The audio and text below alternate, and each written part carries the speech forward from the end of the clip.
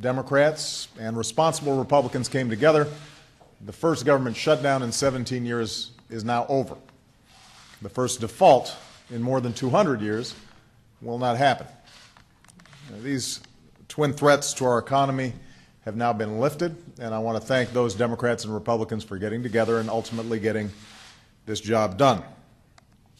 Now, there's been a lot of discussion lately of the politics of this shutdown.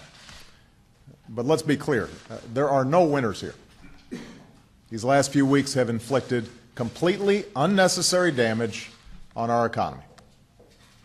We don't know yet the full scope of the damage, but every analyst out there believes it's slowed our growth. We know that families have gone without paychecks or services they depend on.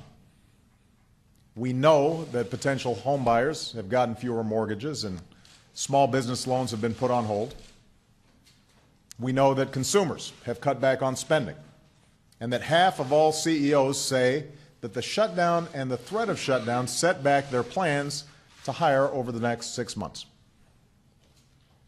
We know that just the threat of default, of America not paying all the bills that we owe on time, increased our borrowing costs, which adds to our deficit.